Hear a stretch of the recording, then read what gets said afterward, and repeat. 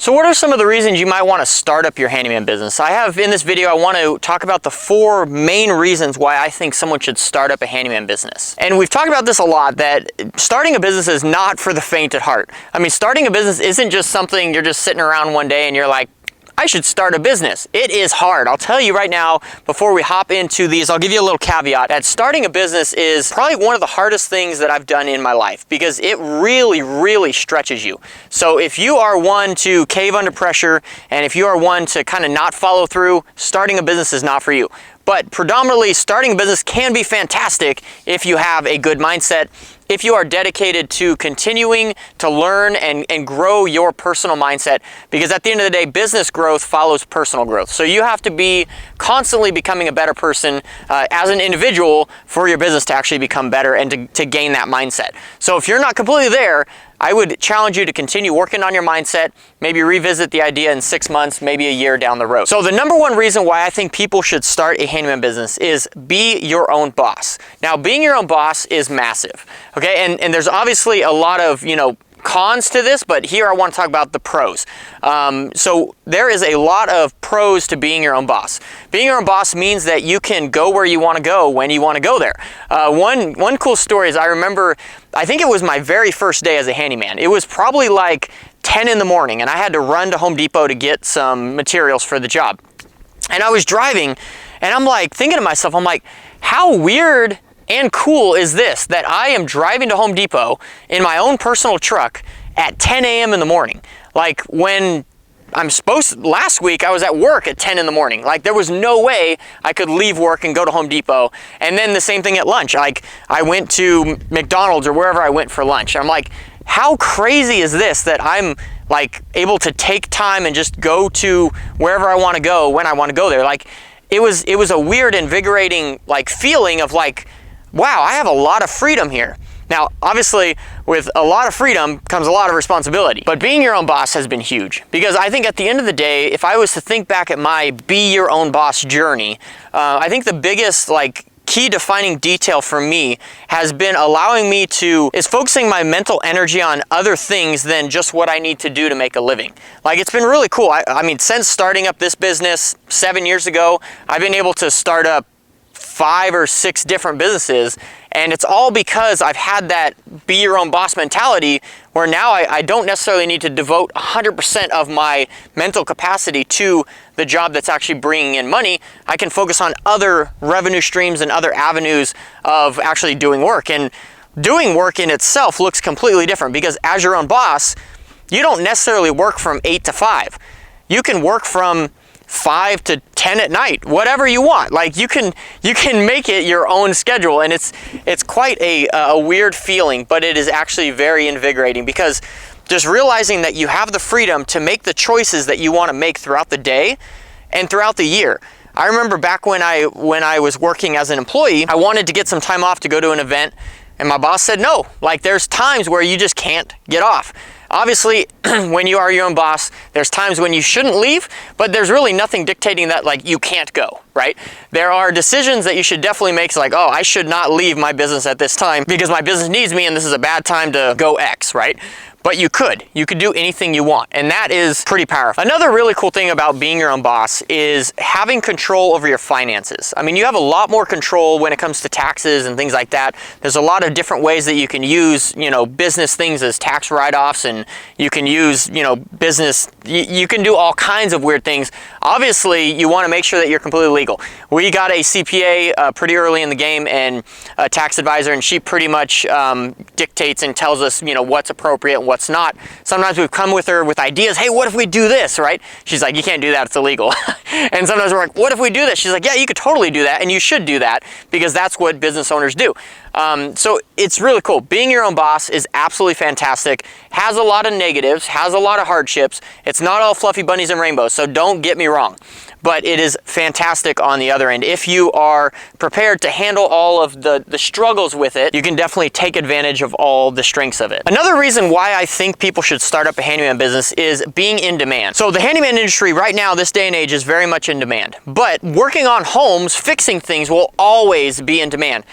whenever there are things, there's always going to be needed people to fix those things. Whether it's automobiles or motorcycles or homes or gadgets in general, there's always going to be things that need someone to fix that.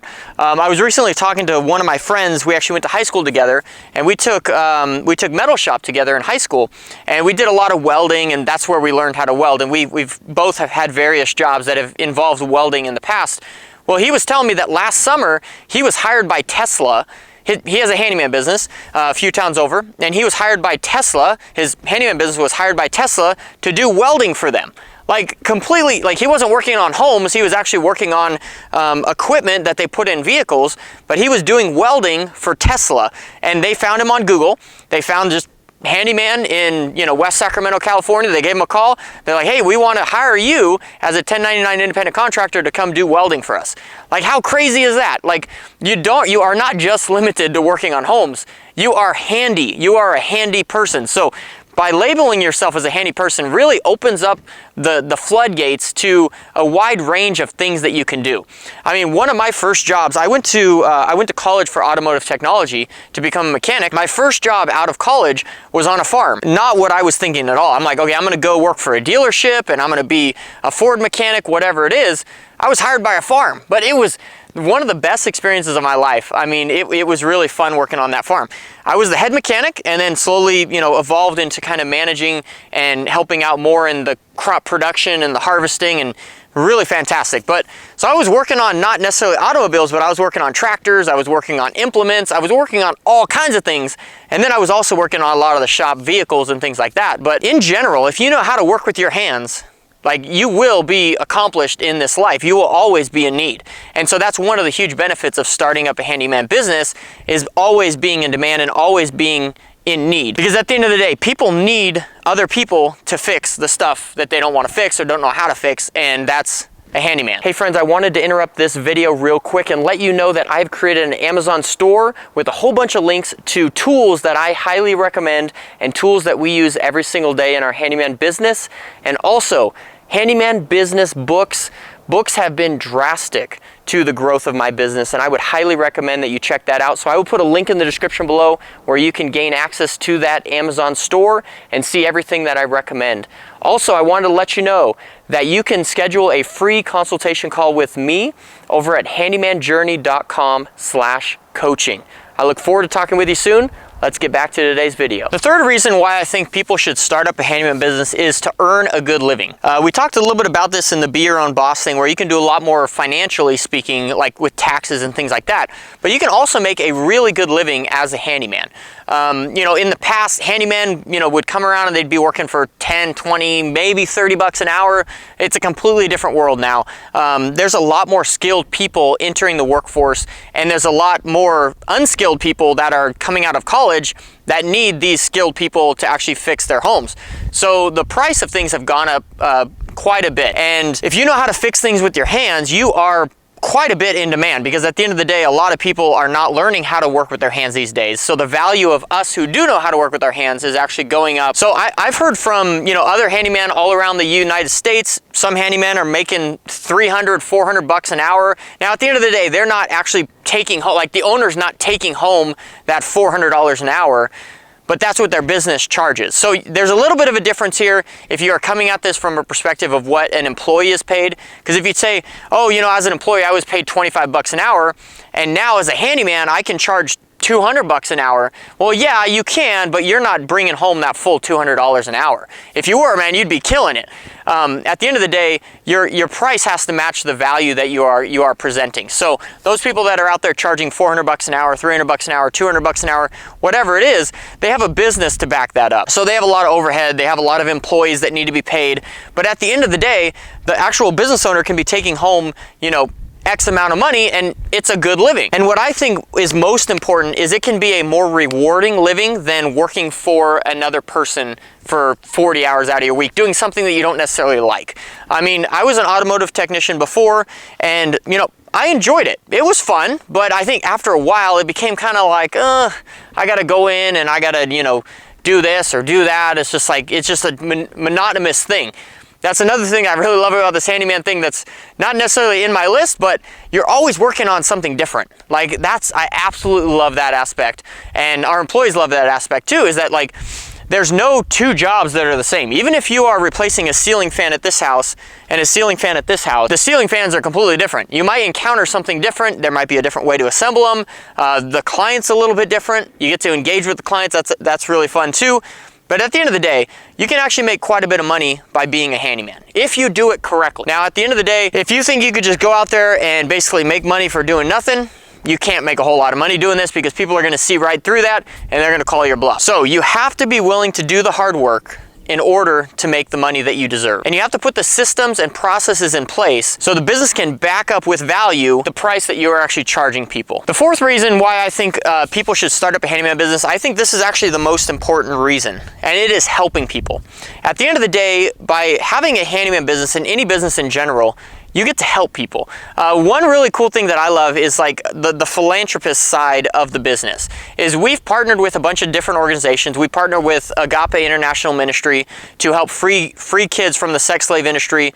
We also partner with a nonprofit called Hope Crisis Response Network that helps rebuild homes damaged by California wildfires. And it's really cool because we are partnering with these people where we donate to them monthly. So when we actually go and do work with someone at their house, whether they know it or not, whether they care about the charities that we care about, they are actually partnering with us to literally change the world. We are not only helping the people that need their ceiling fan replaced right before Thanksgiving or whatever it is, like I need my ceiling fan replaced, and then we're like, we can help you with that. Not only are we helping them, but we're helping someone like all the way around the world be freed from the horrible life that they're in so that they can experience something completely different and ultimately help other people through that experience that we've helped them feel. So it's actually, I think helping people is massive. And I think if you have your eyes on helping people rather than making money, you're gonna do a whole lot better, because people like that you have that kind of forward-thinking mindset and you're thinking about someone else other than yourself. So helping people is huge. And it's a multifaceted thing, like I said. You're not only helping the client, by doing the work that they need done, but you are helping the organizations that you choose to partner with, and you're ultimately helping change the world. Like, it's a huge, massive thing. And like, some people think I'm crazy at this, but like my vision and my mission is like way bigger than just the day-to-day going out and fixing a sprinkler or something like that. Like, we are literally changing the world one sprinkler head replacement at a time. So it's massive. Well, you think about it, over the course of a year, even if you free one girl from the sex slave industry through replacing sprinkler heads or, replacing kitchen faucets, whatever it is, you free that one girl to go off and have a life that she never dreamt of. She gets married. She sponsors other people in that same organization, frees more girls. They get married. They go off, have a life. They share the ministry.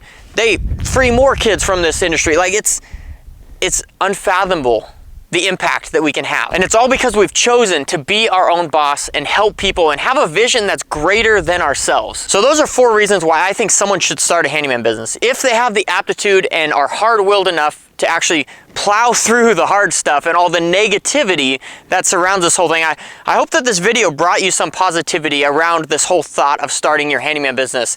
This has been day 71. If you guys don't know, I'm on a 100-day video challenge. So for my idea was for the next 100 business days, I would create one video on YouTube talking about the handyman business and kind of sharing some stories of back when I first started in 2016 to what I've learned now and what I would do differently. And I hope that this was impactful. So if you guys are brand new to this, I would ask that you would subscribe to this channel, like this video, and comment in the comment section below, because I will be back tomorrow for day 72. And each day we're going to be talking about something different. And I would love to have you along on the journey. Thank you guys, and we'll talk to you tomorrow.